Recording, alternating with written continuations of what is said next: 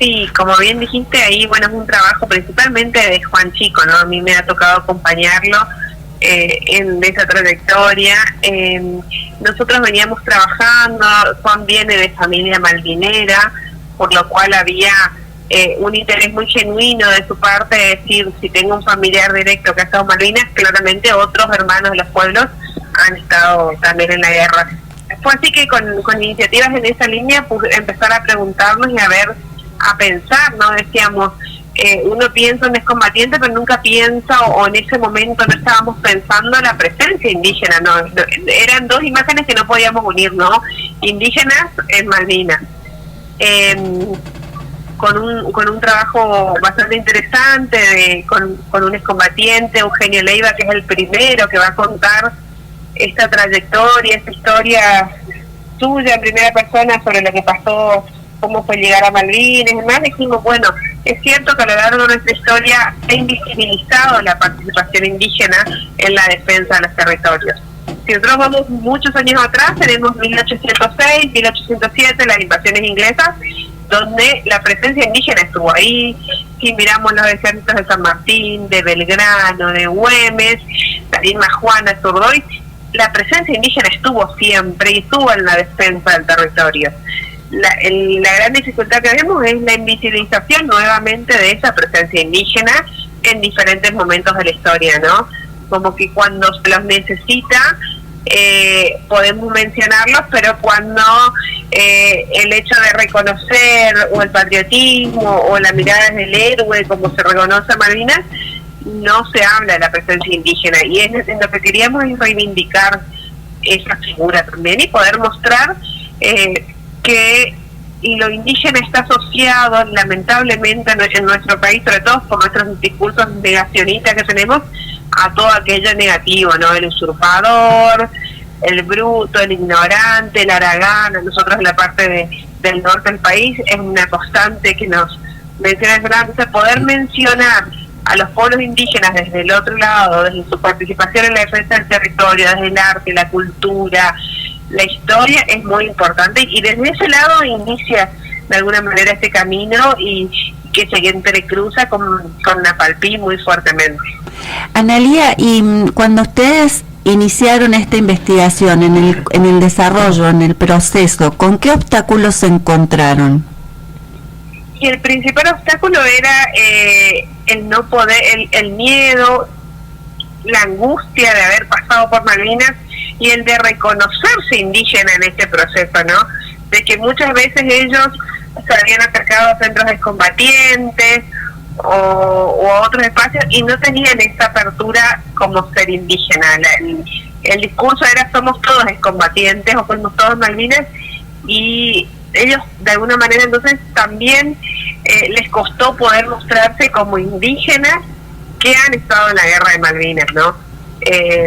Después de un tiempo donde hemos podido llegar a tener conversaciones muy interesantes, muy sanas también con los centros excombatientes, con otros excombatientes conocidos, y que ellos puedan darse cuenta de ese proceso, de que no es que uno quería competir o por quién estuvo más o quién sufrió más en la guerra, sino poder visibilizar esta historia que ha estado oculta. Y desde ahí hemos podido construir, que al principio fue muy difícil en eso, ¿no? En decir, no, Malvinas somos todos y todos somos excombatientes, como no querer diferenciarse en ese punto, quizás fue uno de los principales temas que hemos tenido. ¿Y la investigación tiene una marca regional, Analía, o cubrió qué zonas? Cuando nosotros hablamos de región no geográfica blanca, sino de la ocupación de nuestros pueblos, naciones. Nosotros principalmente nos enfocamos en nuestro territorio, ¿no? Del Chaco, y pudimos recolectar a través de los mismos combatientes. Nosotros, una vez que tuvimos este primer testimonio de Eugenio Leiva, hemos empezado a contactarnos con los otros combatientes, y entre ellos hicimos encuentros de combatientes, y ellos fueron armando listados recordando quiénes han estado ahí, y en ese recordar era un recordar también por pueblos. Entonces así se van a poder identificar en el caso del Chaco que los tres pueblos que tenemos estuvieron presentes en Malvinas, ¿no? Y aparte había un número muy significativo, eran 1900 soldados chaqueños y correntinos que han ido a Malvinas. En ese número claramente la población indígena tenía que haber. Bueno, y así llegamos a un número aproximado de 60 que tenemos hoy identificados, que han estado en Malvinas, pertenecientes al pueblo Com, Mocoy y Huichí. Y esta investigación finalmente se conformó en un libro.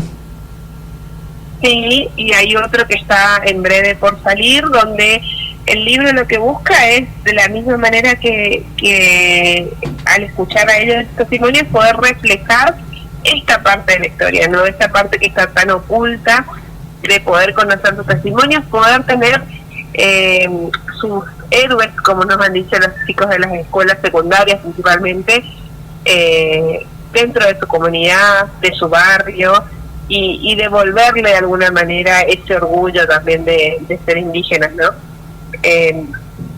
Nos pasó esto en particular, y lo comento porque, bueno, en el proceso de investigación trabajamos con alumnos de cuarto y quinto año de una escuela bilingüe intercultural de Fontana, de Chaco, y una de las chicas se había quedado muy impactada con la noticia, porque decía: yo vivo cerca de la casa de Eugenio, nunca supe que era excombatiente, nunca supe que fue a Malvinas, no sabía nada que hacer, y yo siempre estaba con la cabeza baja, nos decía ella, porque siempre la mirada cuando voy al centro de Resistencia o a otros lugares es como ahí va la India, o determinados comentarios despectivos, ¿no? Y el poder reconocer ella que dentro de su comunidad, de su barrio, había un héroe que había estado en Malvinas, que pudo contar su historia, ella decir: nosotros también hicimos a este país, a esta provincia, y somos parte desde otro lugar con orgullo. La verdad que eso lo charlábamos mucho con Juan, era como para nosotros el principal logro de esta investigación, ¿no? Ese orgullo y esa humanización nuevamente de la comunidad, de la historia de nuestros pueblos. La preexistencia y la vigencia de nuestros pueblos, naciones. Y en tu caso particular, Analía, ¿hubo algo en la investigación que te conmovió particularmente o que te dio un especial impulso para seguir con esta segunda parte de la investigación?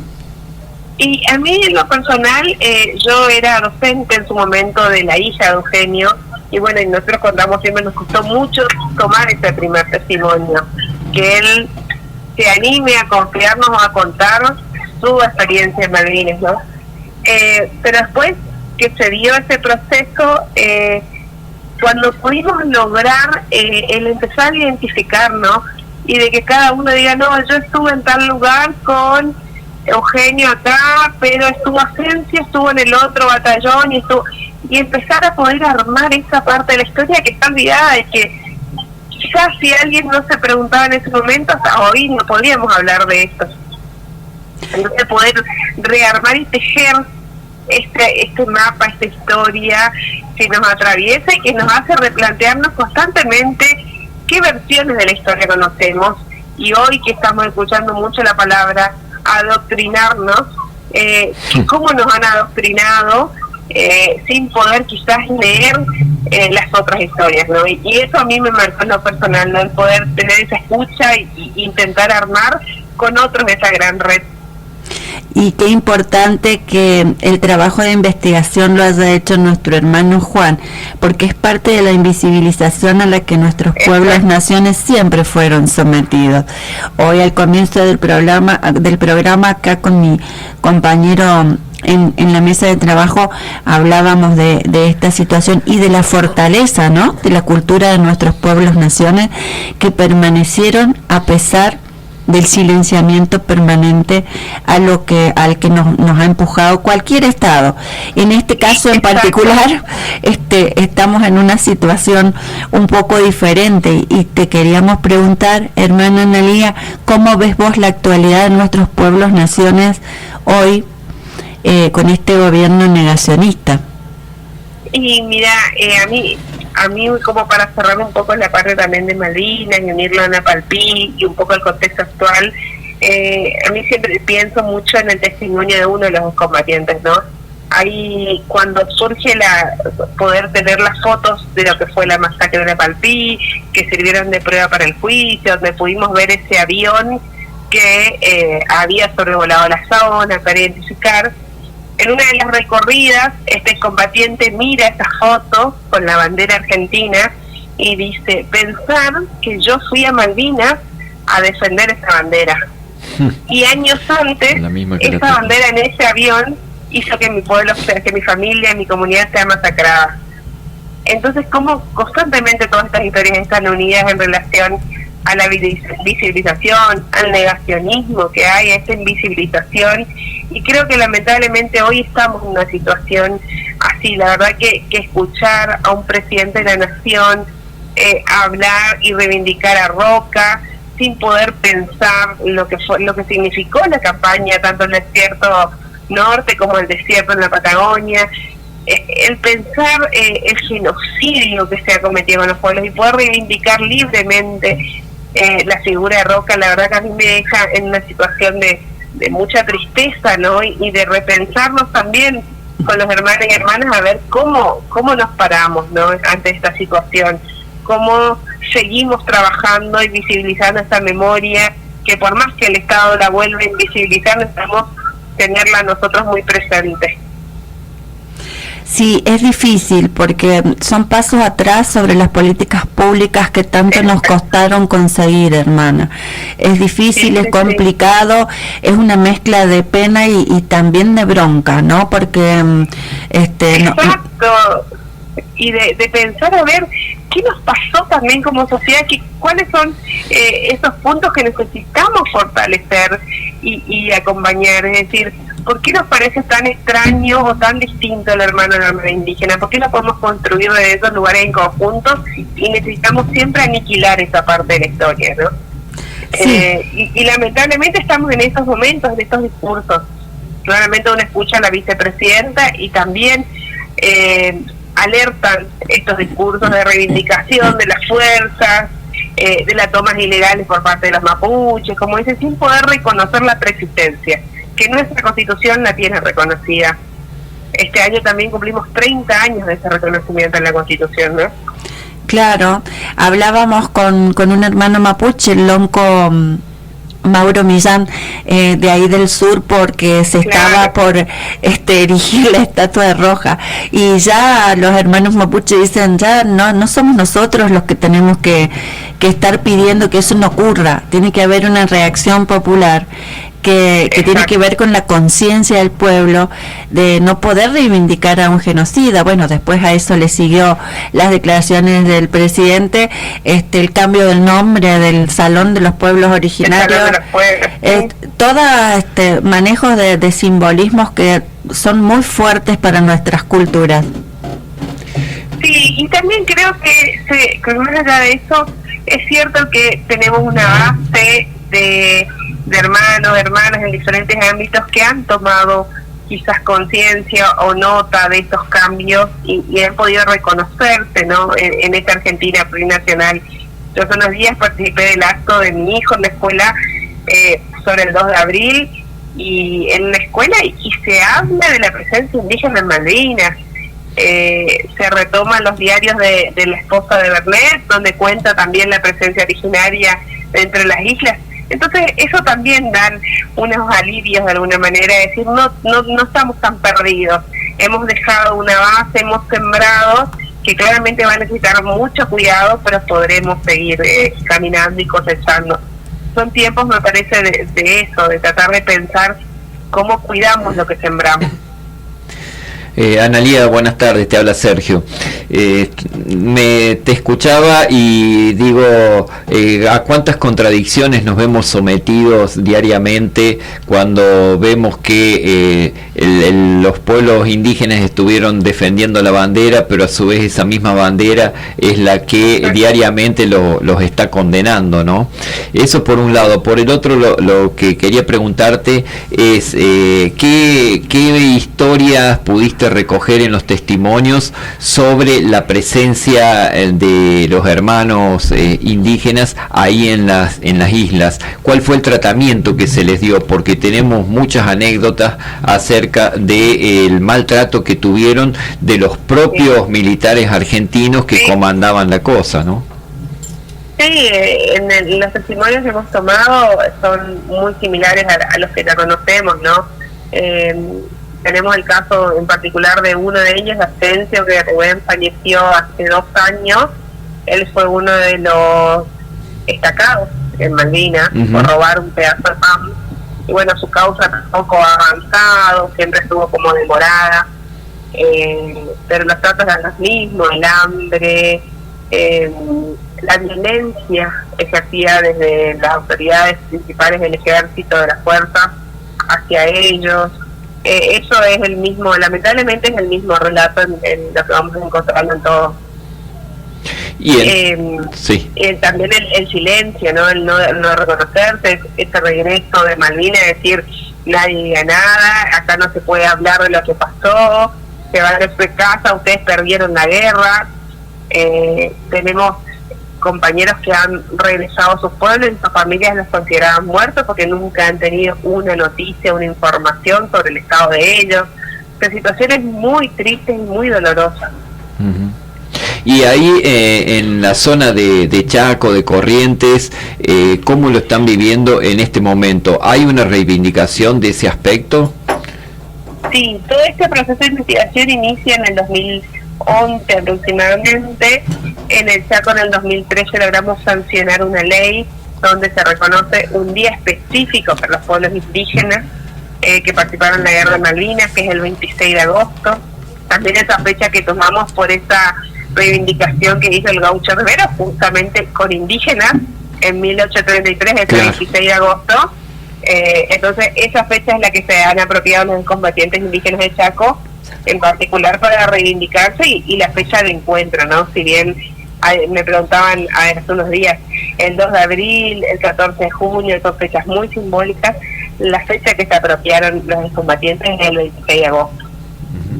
Y Analía, a vos en lo personal, a mí me impresionó mucho porque estuvimos siguiendo durante el juicio por la verdad por la masacre de Napalpí. ¿Qué te dejó ese juicio por la verdad?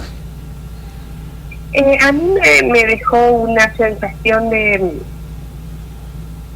quizás no sé si es la frase correcta, ¿no? Pero de humanización, justamente todo lo contrario que estamos viviendo ahora, ¿no? Pero decir, esa historia oral, porque en las comunidades se habló siempre en Napalpí, en voz baja, en silencio, con miedo, los abuelos, pero se habló de Napalpí, se sabía. Sabía que no se lo podía contar delante de los blancos, sabía que también era una forma de cuidarse, pero se hablaba. Pero en el mundo no indígena eso era una pelea de indios, básicamente. Entonces, es que esa memoria oral que con los cuales muchos jóvenes, incluso el mismo Juan, se ha formado y ha crecido, haya podido llegar a la justicia, sea escuchada, sea validada por académicos, por especialistas en leyes, y que tenga un saldo de poder reconocerse por primera vez en América Latina un genocidio y un juicio por la verdad que reconoce crímenes de lesa humanidad en el marco de un genocidio indígena. La verdad que para mí eso me pareció importante porque es como, sí, sabes que no me mintieron, no, todo lo que se dice no estoy mintiendo, sino que esto pasó, está demostrado en la justicia y esto el Estado fue responsable. Así como nos costó muchos años poder llegar a los juicios de lesa de la última dictadura, el dar este paso a mí me parece que devuelve la humanidad, el orgullo, el valor a las comunidades y le da la fuerza para poder seguir. Más que interesante lo que estás comentando. El año pasado estuve hablando con un hermano Pilagá que tiene familiares, ancestros que estuvieron en la masacre de Rincón Bomba, y ellos también esperan una reivindicación muy similar a la de ustedes. Sí, hoy leía, no puedo dar la noticia, pero que también Brasil pide perdón por una matanza a un pueblo indígena. Es decir, algo nos está dejando todo este caminito, ¿no? Me parece que en algún momento quizás no lo veamos del todo nosotros, pero vamos a ver que se ha sembrado en todo el continente estas luchas de reivindicación también. Tal cual. Y es nuestro destino, hermana Analía, seguir caminando. Exacto.